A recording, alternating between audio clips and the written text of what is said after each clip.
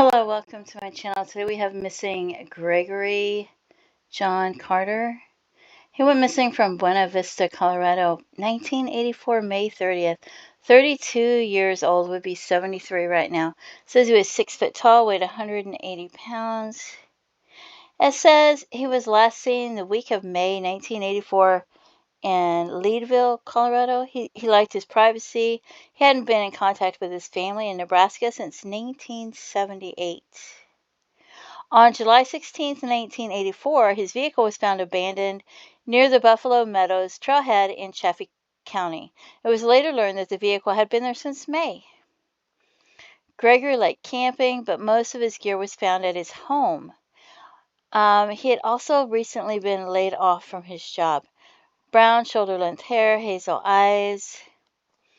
He was known to have a mustache, but he may have also had a beard at the time he went missing. They're not sure what he was wearing or anything, so here's some pictures of him, and we're going to look at some John Does in a second. I don't know if any of them could be him or not, but we're going to look anyway. Charlie Project said he was born April 11th, 1952.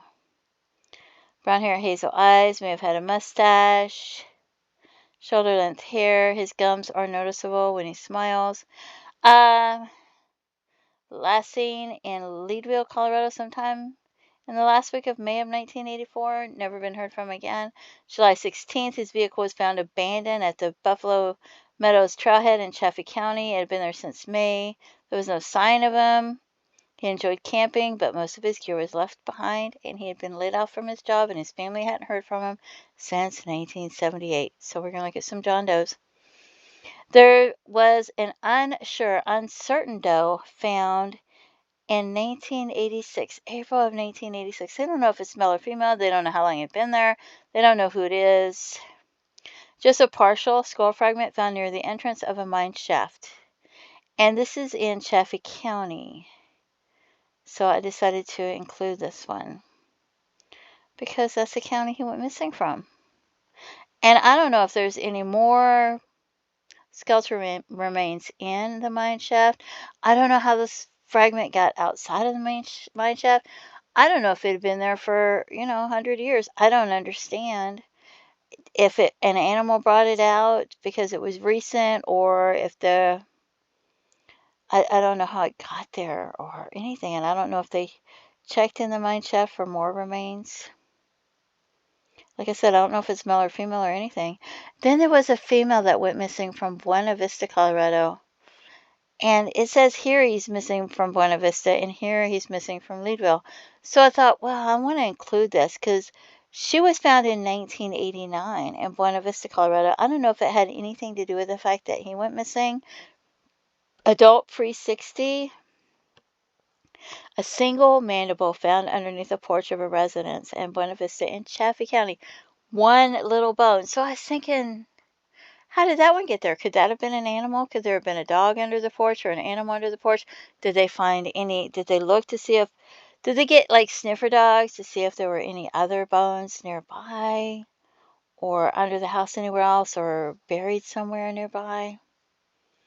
I don't know, but I thought that was interesting because it was so close to, he went missing in Buena Vista and it was Chaffee County, right?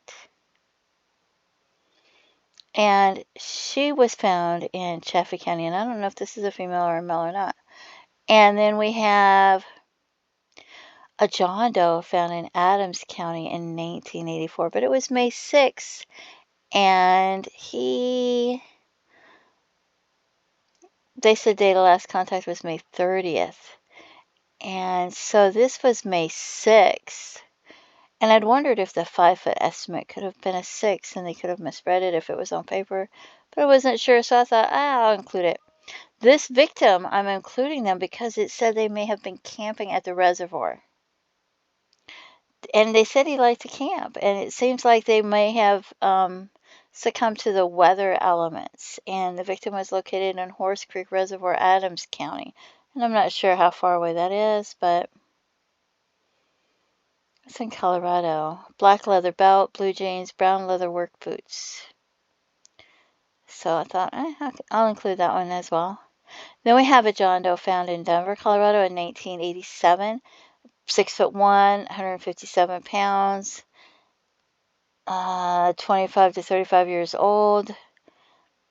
John Doe, just some John Doe found then. Recognizable face, black hair. So that doesn't sound like it's going to be him because doesn't he have brown hair? You can't really tell from the pictures. That looks pretty dark. His hair looks pretty dark, so I don't know. This is brown shoulder length hair, but it does look pretty dark, so I don't know. So there's that John Doe found in 1987, and he went missing in 1984, so it's probably not any way that it could be him, but I'm including them too.